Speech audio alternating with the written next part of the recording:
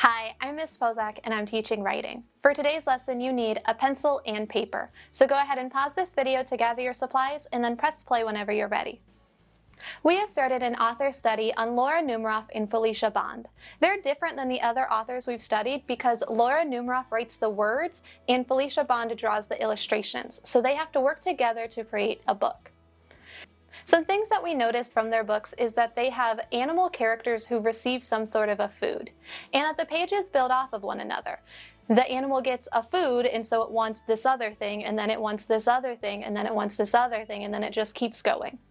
We know that these books also have detailed illustrations with backgrounds, which is different than our other authors.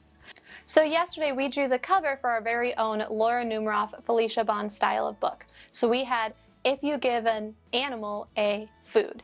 And my book was titled If You Give a Koala a Coffee. So today, let's write like Laura Numeroff. We know that all of her books start the same way. If you give an animal a food, they're going to want something else. So let's start.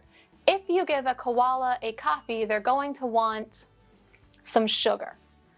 And if you give them some sugar, they're going to want something. And that's where you come in.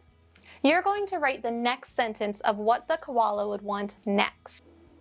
You're going to write, if you give them sugar, they'll want, and then finish that sentence with whatever they'll want if you give them sugar.